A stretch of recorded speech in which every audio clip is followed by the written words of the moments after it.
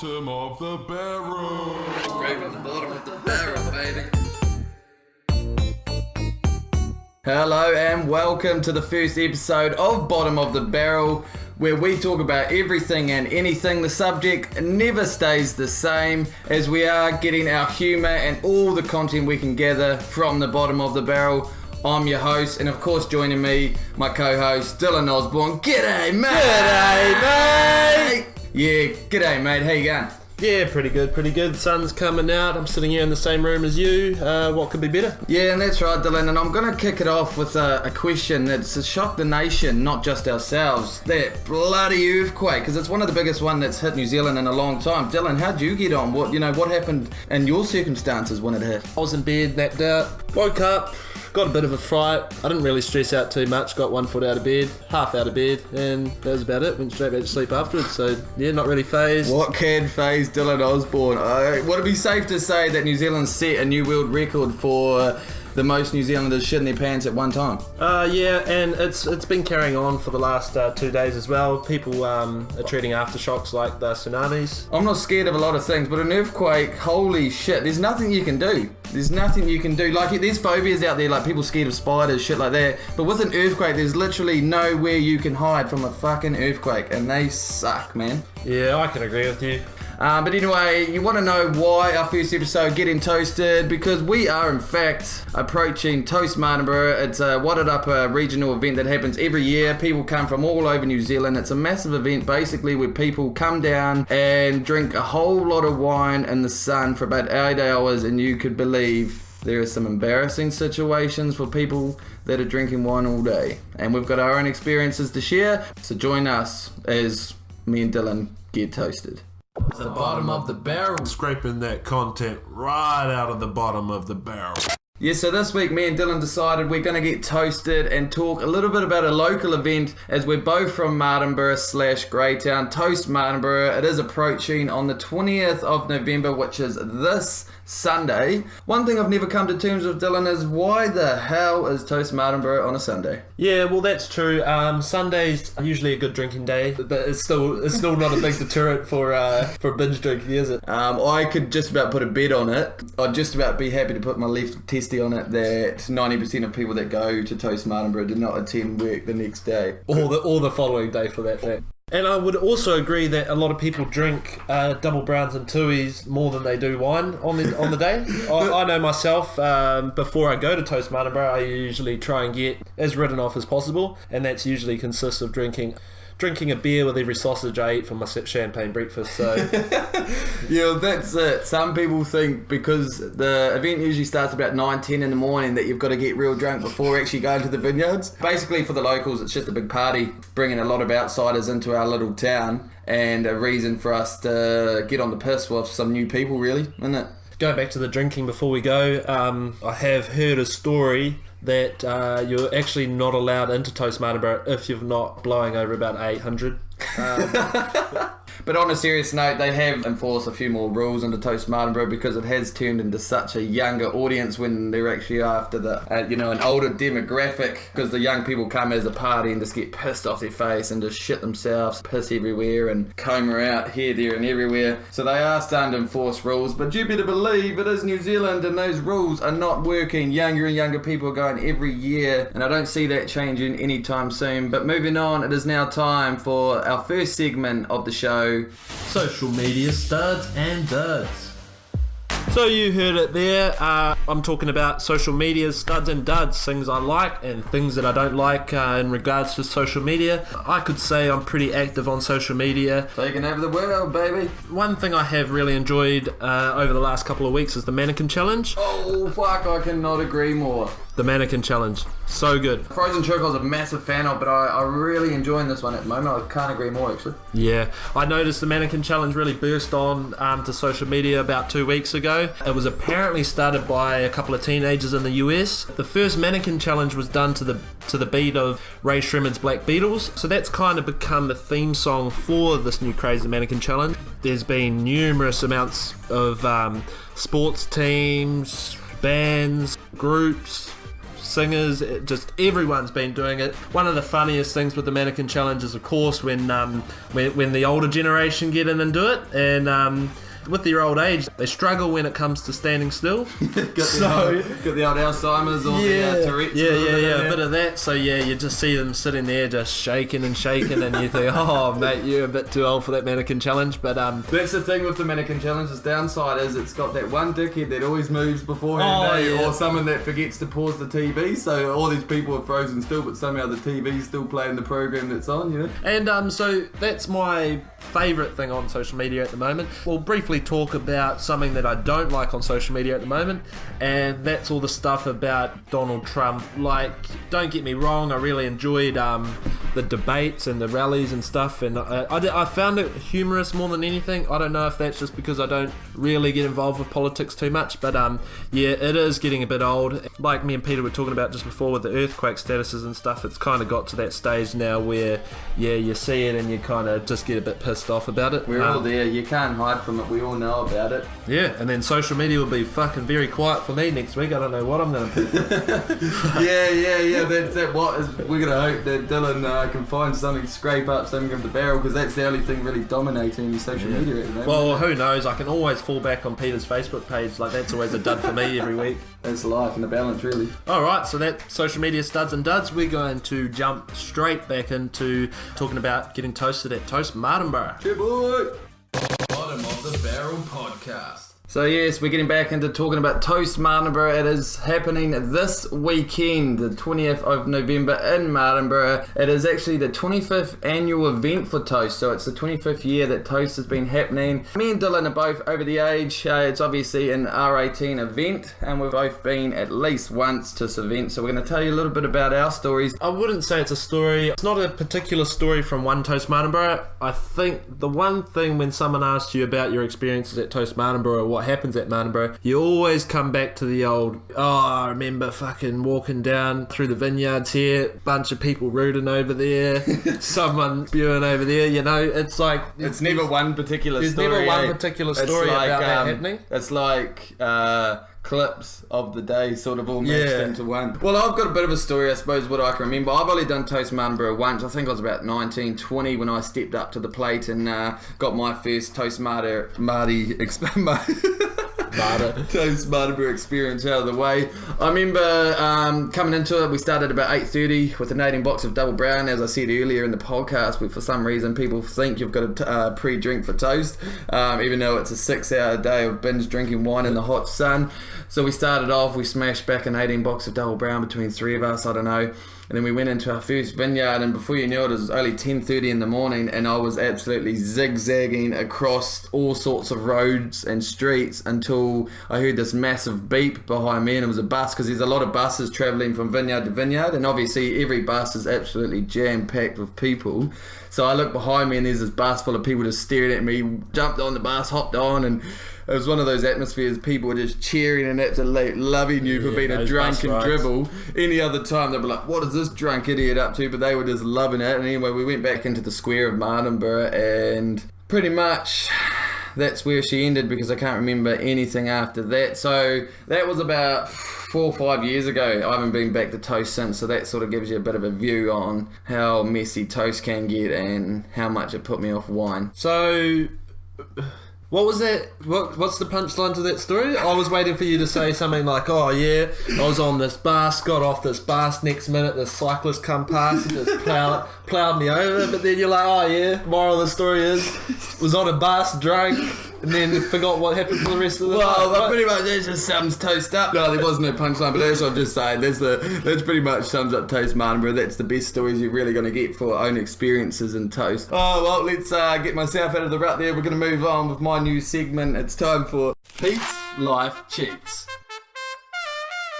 Yes, this is my segment where me, Peter, takes you, New Zealand, and possibly the rest of the world, but if we're going to be honest with each other, probably just you three that have actually listened to this podcast so far. I'm going to help you cheat life and get through things that seem difficult but really shouldn't be. And I'm going back to my dad roots this week, and this week's life cheaters, for you parents out there that have got young kids and are going into their big boy bed or big girl bed for the first time and have the trouble or the worry of your kid always rolling out on the side where they roll out and fall onto the ground, I've got you covered. I can keep your kids safe and keep your mind at ease. All you got to do is get one of those pool noodles that you play with in the pool, a fitted sheet, cut it to the length of the bed, obviously, put the fitted sheet over the noodle on the side of the bed that they are vulnerable of falling out of, and voila, you've got a barrier there. You got no more kids falling out of bed. You've got no more late nights for mum or dad having to get up to a crying kid that has just rolled out of bed, because I can tell you personally, Cooper's had a few of those whoopsie moments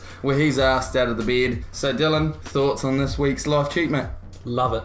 Love the idea. Firstly, I'll say I'm a bit pissed off that you picked the subject that I don't relate to. I don't have any children, so I don't know. I like the idea. I've fallen out of bed a few times. I could use it. So really, the life cheat isn't just for children. It doesn't have to go. It could even you set it up. Maybe before you go out on the piss. Yeah, that could work. Obviously set it up when you're sober, because if you piss you might do it a bit wonky and it might not work, but if you set it up before you go to piss, so this actually, it's mainly directed at you young parents out there, or you parents with young kids, but also for you at home. Someone like me. Yeah, someone like Dylan. Maybe you like Dylan, you fall out of bed, so you get restless on the piss. There you go. Pete's life check for the week. Put a pool noodle under a fitted sheet on the side of the bed where you're vulnerable of falling out, and voila, you are safe. And New Zealand, you're welcome. The bottom of the barrel. Scraping that content right out of the bottom of the barrel. So yes, we're talking about Toast Martinborough this episode. We're getting toasted with Peter and Dylan. We are your hosts. G'day, mate! G'day, mate! And we're talking about Toast Martinborough because it is approaching. It's coming up this weekend, the 20th of November. This happens every year in our local town of Martinborough in the Wairarapa. It's one of the biggest events that the Wairarapa holds, I think, except for Wings over Wairarapa. So now we're going to talk a little bit about how you get your money, because obviously they've thought about people walking around with their real life cash and obviously in that sort of state and losing it. So they use a thing called you buy francs, and francs is basically your monopoly money. You trade in your real money for monopoly money, so if you're losing your francs, you're still technically using your real money. I don't know really how it works. It's a bit of a stupid thing, really. Yeah, I don't know who really come up with the idea. It's probably worse than people actually walking around with cash on hand, because from previous experience, you tend to buy, you turn up to Toast Martinborough and you're half cut and you think, oh yeah, fuck man, I'm gonna drink so much piss today.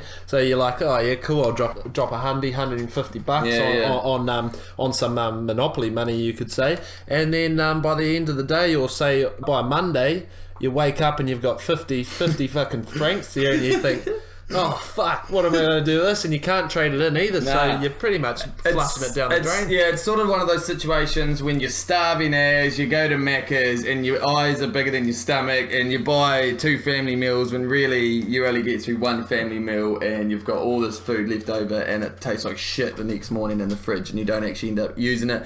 And the way people do it, they do buy all these francs, and obviously they get in their pissed state, so they end up losing all these francs anyway. And like when you're pissed, you think you're Bill Gates, and you're just handing it out like it's fucking, candy to children. Yeah, so you wake up the next day with a 0 bank balance. Moral of the story is francs suck dick.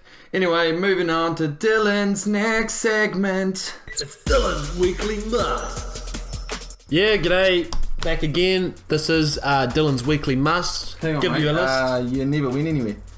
Oh, okay. I forgot you fucked off for a week or 2 and came back to finish the podcast. Anyway, carrying on. Yeah, okay, so Peter goes and interrupts me right there. I'm not happy about it, but I'll carry on. Okay, so this is my weekly must, and I give you a list of a movie you must watch, a TV show you must watch, and a song you must listen to. So first of all, I'll start off with my movie. My movie is the movie In the Shallows. I don't know if you've heard about it. It's a movie about a girl who goes surfing and she gets attacked by a shark. she's and life is in fact in the balance. It's pretty much 2016 Jaws, really, isn't it? Yeah, well, yeah, you could say it's the 2016 Jaws. 1,000 times better. Yeah, just a lot better looking visually. But yeah, so that's the movie. So the shark's not a robot. It clearly struggles to open its jaw or move in the whole movie. Well, you could say the shark isn't real in this movie either, but there's a movie, so we'll just go with it. But, oh, well, okay, that ruined my dreams. I thought it was real. Anyway. That's my movie of the week. Now we'll have a look at my TV shows. American Horror Story. It's one of those shows that's someone will either love it or hate it. It's onto its 6th season at the moment. We're just wrapping up the final episode Thursday this week. Really enjoyed it. So this season's called My Roanoke Nightmare. Go check it out. And my song of the week, you would have heard it already on the Mannequin Challenge, is Ray Shremmerd and Gucci Mane's banger Black Beatles. So go check out the full version on iTunes, YouTube, wherever you may find it. Bottom of the Barrel Podcast.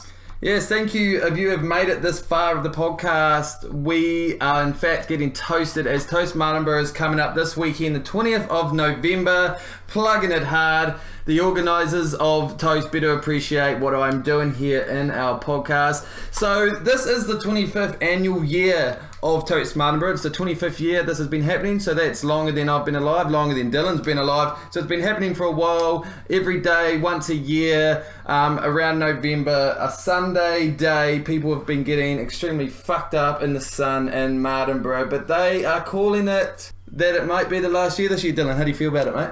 I'm a bit pissed off. It's a hometown event. I love Toast Martinborough. Just pissed off. I don't love wine, but I love Toast Martinborough. Yeah, so. You got it. It's one of those atmospheres that you do love, eh? And it's, you know, even though it is once a year, it is a big day and it is a whole lot of fun. Like, it's a good... People even sometimes, if they moved up to Australia, moved over the ditch, you know, they come over for Toast Martinborough. So it's not just a day of drinking, it's sort of an excuse for people to reunite and get back together. Yeah, well, that's the thing is, I know myself when I go to Toast Martinborough, I always see quite a lot of people that I haven't seen in a while. Everyone tends to go, and you know, after a bit of alcohol, the yarns start flowing, don't they, Pete? I do say that it's a good day to reunite. When I do say that, you get to reunite for about half an hour to an hour before the alcohol actually kicks in, then you don't remember anything that the person has done in the last 2 years or 3 months. But yeah, nonetheless, it's a good day and a good experience. So yeah, there is word out in the street, in the word in the grapevines that Toast might be getting shut down this year, and it might be the last one. So if you haven't got your ticket, you're in a bit of the shit because it's in the last week. We're on Tuesday today and it is this Sunday, but I'm sure you can get your tickets. It's a must go. It is our R18 event, so you youngins, you can definitely go and have a good grape juice or a bit of a Coke and watch the fun unfold. You won't be able to go into the vineyards obviously or enjoy any of the live bands, so yeah, I don't recommend you go, but I'm just saying if you do want to go, there's obviously food and a lot happening at Toast. It's a real good event actually, and yeah, so rumour has it could be the last event, and we're pretty gutted about it. So that's enough about Toast Martinborough. We're going to move straight into Peter's segment. What really grinds my gears?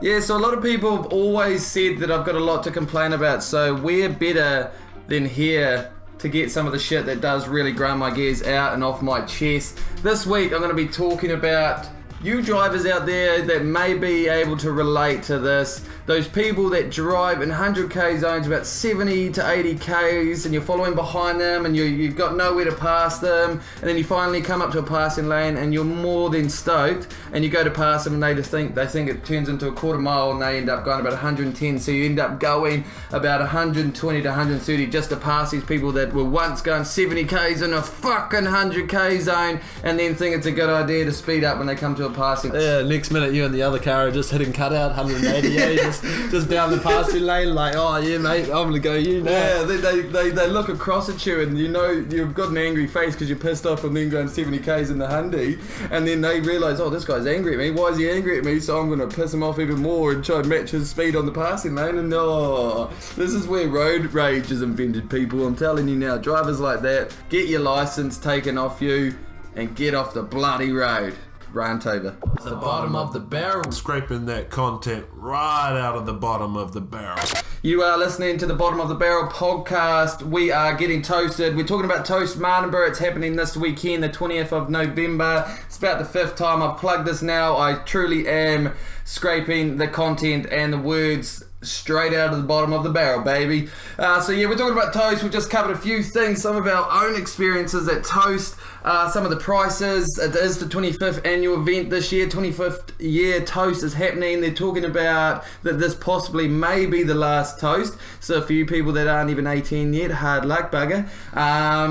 But yes, so it's an awesome event. And any last words about Toast Martinborough? Yeah, well, I just hope that everyone listening goes out and gets a ticket. I'd love to see everyone there.